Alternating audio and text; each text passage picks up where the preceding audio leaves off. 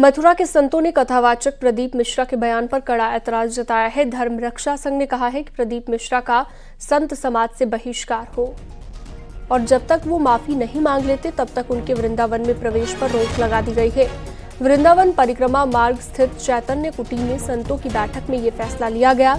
संतों का कहना है कि राधा रानी और ब्रिजवासी का अपमान संत समाज बर्दाश्त नहीं करेगा। आपको बता दें, मध्य प्रदेश के कथावाचक प्रदीप मिश्रा पर ब्रिजवासियों को धेनुकासुर कहने का आरोप है। इससे पहले उन्होंने राधा रानी पर भी विवादित टिप्पणी की थी और कहा था कि राधा रानी बरसाना की रहने वाली नहीं थी।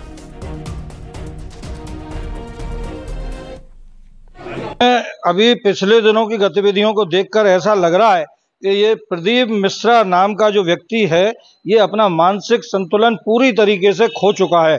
सबसे पहले तो इसने गलती की कि हमारे ब्रज की जो आराध्या हैं, ब्रजवासियों की नहीं बल्कि संपूर्ण सनातन समाज की आराध्या हमारी राधा रानी के विषय में जो कुछ भी अनर्गल टिप्पणियां की थी वो यहाँ के सभी संत समाज और ब्रजवासियों के बर्दाश्त के बाहर थी। और जिन ब्रजवासियों ने उसके विरोध करने की कोशिश की और उनको समझाने की कोशिश की तो बजाय अपनी गलती को सुधारने के, अपनी गलती को मानने के, वो उन ब्रजवासियों को ही धेनुकासुर बताने लगे। नोएडा से बड़ी खबर है। थाना AHTU यानी कि एंटी ह्यूमन ट्रैफिकिंग यूनिट ने बाल श्रम उन्मूलन अभियान चलाया है। 11 बच्चों को रेस्क्यू किया गया है। 18 साल से कम उम्र के बाल श्रमिकों को रेस्क्यू किया गया है। होटल, ढाबों, फर्नीचर की दुकानों में काम कर रहे थे बच्चे। दुकान संचालकों को चेतावनी दी गई है। निजी NGO की मदद से AHTU की तरफ से ये अभियान चलाया गया है।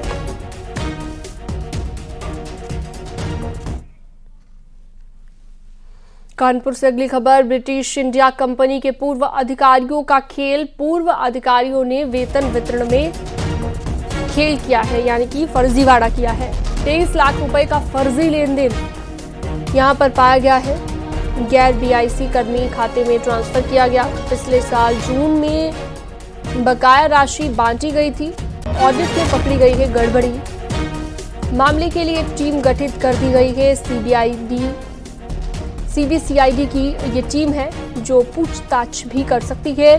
सूत्रों के हवाले से ये खबर है और इस पर ज्यादा जानकारी के लिए अमित गंजू हमारे सहयोगी ज्यादा जानकारी के साथ जुड़ गए हैं। अमित, फर्जीवाड़े की इस खबर को लेकर क्या ज्यादा जानकारी? देखिए, मैं आपको बताना चाहूंगा, ये पूरा मामला कानपुर के ब्रिटिश इंडिया कंपनी का है, जहां कर्मचारियों को वेतन नहीं मिल रहा था, जिसके बाद भारतीय जनता पार्टी के तत्कालीन सांसद ने इसकी पैरवी की और उन कर्मचारियों के पेमेंट को रिलीज कराया गया, जिसमें 1 करोड़ 28 लाख रुपए का बताया जा रहा था। ऐसे में 23,70,000 रुपया उन कर्मचारियों के खाते में डाल दिया गया। वहां के अधिकारियों के मिली भगत थे, जिन्होंने ना तो कभी अपनी सेवाएं दी और ना उनका कोई BIC से मतलब था। फिर ऑडिट कराया गया, गोपनीय जांच कराई गई, जिसके बाद गोपनीय जांच के आधार पर ये चीजें प्रकाश में आई कि अधिकारियों की लापरवाही से ये सब हुआ है, जिसकी रिपोर्ट CMD को पेश की गई। CMD यानी जो इसके CMD थे इस ब्रिटिश इंडिया कंपनी के, और ऐसे मामले में 23 लाख आखिर किनके अकाउंट में गया, उनसे रिकवरी कैसे हो। CBCID को इसकी जांच दी गई। जो हमारे सूत्र बताते हैं, CBCID के अधिकारी आज कानपुर पहुंचेंगे और इसका पूरा जायजा लेंगे, इसके पूरे कागजों को देखेंगे, लोगों के अकाउंट्स को चेक करेंगे। यानी आने वाले समय में उन लोगों के लिए बड़ा टफ टाइम या कठिनाई भरा समय होगा जिन लोगों ने इस पैसे की हेरफेर की, क्योंकि ये 23 लाख कोई छोटा अमाउंट नहीं है। ऐसे में कर्मचारी नेताओं में भी आक्रोश। उनका कहना है सेवानिवृत्त कर्मचारियों को कई महीने से पैसा नहीं मिला और ऐसे में अधिकारियों की साठगांठ से ये पैसा किस तरह बैंक में ट्रांसफर हुआ। जी ठीक है, बहुत शुक्रिया तमाम जानकारी के लिए आपका। लखनऊ के अकबरपुर में अवैध निर्माण के खिलाफ बुलडोजर एक्शन चौथे दिन भी जारी रहा। इस अभियान में कुल 312 अवैध निर्माण गिराए गए। बुधवार को 162 और इस पर अब राजनीति भी शुरू हो गई है। असदुद्दीन ओवैसी ने योगी सरकार पर गंभीर आरोप लगाए।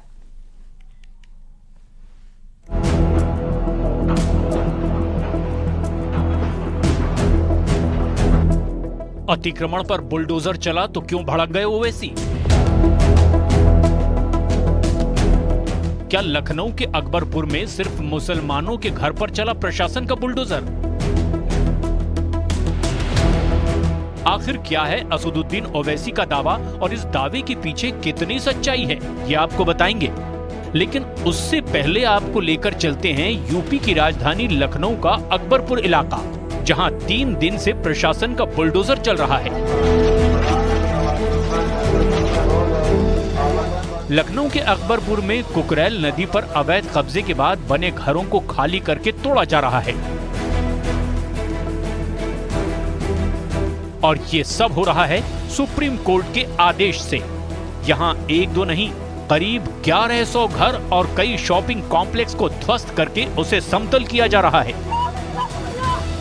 ये देखकर असदुद्दीन ओवैसी ने योगी सरकार पर बड़ा हमला बोला और कहा कि चुनाव खत्म होते ही मुसलमानों को टारगेट किया जाने लगा। पहले आप AIMIM चीफ असदुद्दीन ओवैसी का गुस्सा देखिए, जो उन्होंने बुलडोजर एक्शन के खिलाफ लिखा है। ओवैसी ने सोशल मीडिया पर लिखा, चुनाव के नतीजों के बाद मुल्क के कई हिस्सों में मुसलमानों पर हमले बढ़ रहे हैं। उत्तर प्रदेश में 2 मौलानाओं का कत्ल कर दिया गया। लखनऊ में अकबर नगर में मुसलमानों के घर पर बुलडोजर चला दिया गया। क्या संघ परिवार मुसलमानों से बदला ले रहा है? असदुद्दीन ओवैसी ने दावा किया कि लखनऊ के अकबरपुर में मुसलमानों के घर पर बुलडोजर चलाए गए। लेकिन ओवैसी के बयान का सच क्या है, ये भी देखने की जरूरत है। लखनऊ विकास प्राधिकरण ने अकबर नगर में अतिक्रमण करने वाले लोगों की लिस्ट का पोस्टर लगाया है। इसमें 1100 से ज्यादा लोगों के नाम हैं। हालांकि ये मुस्लिम बहुल आबादी है, लेकिन यहाँ सैकड़ों की संख्या में हिंदू भी हैं, जिन्होंने कुकरेल रिवर फ्रंट पर अतिक्रमण किया है।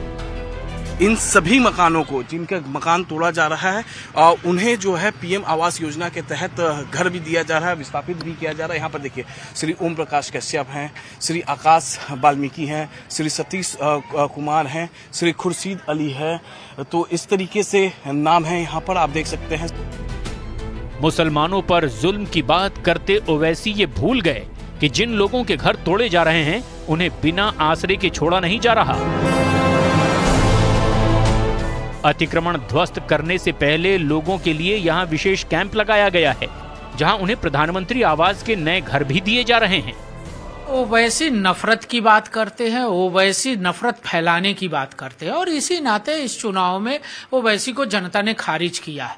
रही बात अकबर नगर की, तो निश्चित रूप से वो नाले पर अवैध कब्जा करके लोगों ने घर बनाया था। सरकार ने उनको विस्थापित करने से पहले उनको मकान दिया है, उनके निवास का व्यवस्थित प्रबंध किया है और फिर अवैध कब्जा हटाया जा रहा है।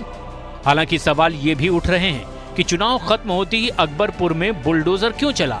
सवाल ये भी है कि लखनऊ जैसे शहर में इतनी बड़ी बस्ती और दुकानें कैसे बन गई और किसी ने उन्हें रोका क्यों नहीं। इस पर बीजेपी का आरोप है कि साल 2012 में कुकरेल नदी के दोनों तरफ अवैध बस्ती बसाने का काम शुरू हुआ। जब यूपी में अखिलेश यादव की सरकार थी, उस वक्त भूमाफिया ने रसूख और साठगांठ से नदी के दोनों तरफ अवैध बस्ती बसा दी। बस्ती जब पूरी तरह बनी तो वहाँ शॉपिंग कॉम्प्लेक्स बन गए।